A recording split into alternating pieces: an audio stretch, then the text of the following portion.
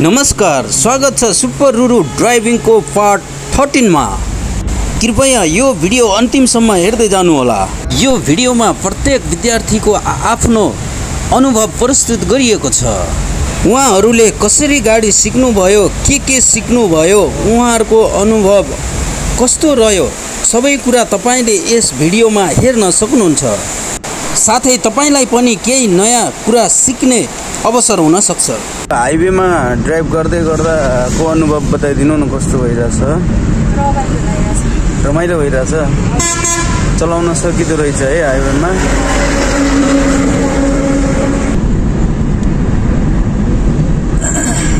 Madam, यो जति तपाईले ड्राइभ सिक्नुभयो हैन, यसको अनुभवको बारेमा बताइदिनुस् न। एकदम राम्रो अनुभव भयो। ब्रेकमा खुट्टा राख्नुस्।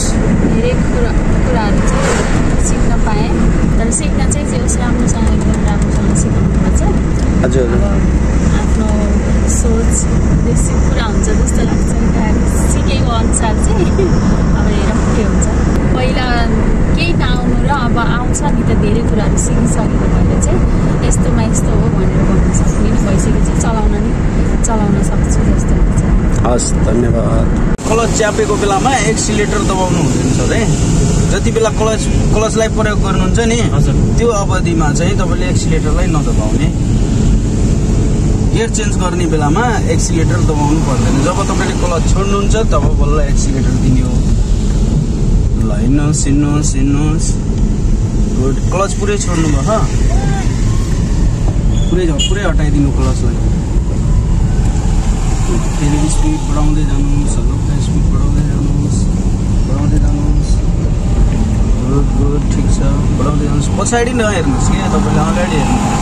पछाडि हजुर ल्याएको मैले हेरेछु। तपाईँले सिर्फ अगाडि मात्रै कभर गर्नु।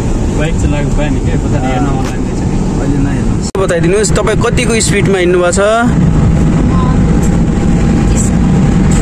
30 को हिँड्नु भएको छ होइन? गियर कति नम्बर लाउनु भएको छ? 2 नम्बर लाउनु भएको छ होइन? यो भनेको रङ हो है। 2 नम्बर गियर भनेको 20 सम्मको स्पिडमा हिँड्न सकिन्छ होइन? अब स्पिड लेभल 30 मा पुगिसक्यो भनेपछि तपाईँले 3 नम्बर गियर लाउनु पर्ने हुन्छ है। ल, लगाइदिनुहोस् 3 नम्बर गियर। ठिक छ। तपाईँले फेरि मिस्टेक गर्नुभएको छ। यो 1 नम्बर गियर लाउनु भयो। अब फेरि 2 नम्बर गियर लाउनुहोस्। ठिक छ। अब 2 नम्बर गियर लाउनु भयो। तपाईँको स्पिड लेभल हेर्दै जानुहोस् होइन। 30 सम्ममा पुग्यो भनेपछि 3 नम्बर लगाइदिइहाल्नु होला है।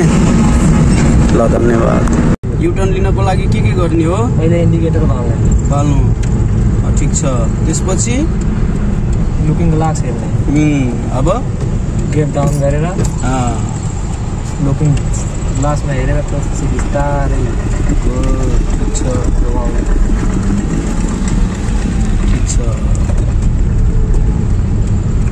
घुम्यो होइन? ल, ठिक छ। कतिको डर लागिरहेछ अहिले? पहिलाभन्दा कम छ। जोस् अब बाटोमा गाडी चलाउन सकिन्छ होइन? ल, ठिक छ। जोस् अब धेरै स्पिड नकुदाउने, ठिक्क कुदाउने। बिस्तारै हात बस्दै जान्छ होइन? त्यसपछि हामी पछि कुदाउन सक्छौँ है। ल, धन्यवाद। जस्तै गाइज, यति बेला हाम्रो भाइले चाहिँ ड्राइभ गरिराख्नु भएको छ हाइवे कोर्समा। 3 नम्बर गियरमा लगभग स्पिड कतिको? 30 देखि 40। 30 देखि 40? 30 देखि 40 को स्पिडमा हिँड्ने हो भने बराबर हुन्छ होइन? ठिक छ। कस्तो अनुभव भइरहेछ? ठिक छ सर। रमाइलो लाग्छ? ओके। डर त लाग्छ नि? ओके। ल, ठिक छ। एकचोटि 5 नम्बर गियरमा लगाइदिनुहोस्। ठिक छ।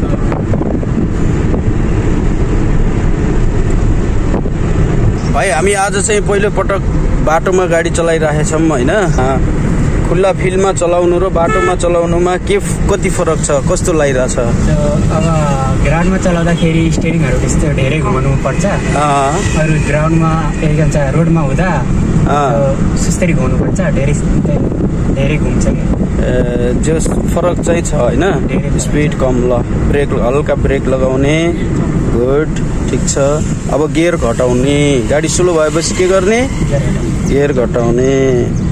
घटायो 2 नम्बर लगाइदिने धेरै स्लो भइसक्यो ठीक छ अब हामी 2 नम्बर गियरमा हिँडै राखेछौं हैन अब 2 नम्बर गियरबाट हल्का स्पिड बढाउने त्यसपछि 3 नम्बर गियर बढाउने हैन ल बढाइदिनुस् 3 नम्बर गियर गुड ठीक छ ल लाइट चाहिँ कसरी बाल्ने भनेर म चाहिँ अलि कन्फ्युज भन्छु हजुर हजुर लाइटको बारेमा चाहिँ एकचोटि भन्दिनु यो तपाईको स्टियरिङको साइडमा त्यो डन्डी छ नि त्यसलाई चाहिँ हेडलाइट एसेम्बली भन्छ हैन त्यसलाई स्टियरिङतिर माथि तान्नु भयो भने पास लाइट हुन्छ हैन पास लाइट भनेको बुझ्नुहुन्छ हैन अनि त्यसपछि तपाईको हेडलाइट बाल्नु पर्यो भने त्यसको माथिको भागमा छोपेर बटार्नुस्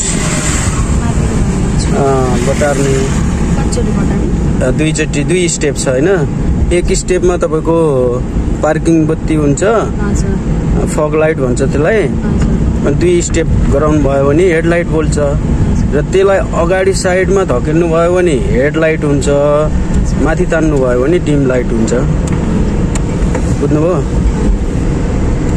ल ठीक छ धन्यवाद तपाईलाई यदि तपाईलाई भिडियो मन पर्यो भने लाइक कमेन्ट शेयर र सब्स्क्राइब गर्न नबिर्सनुहोस् @सुपर रुरु ड्राइभिङ 98 मा हामी फेरि भेट्ने छौं धन्यवाद।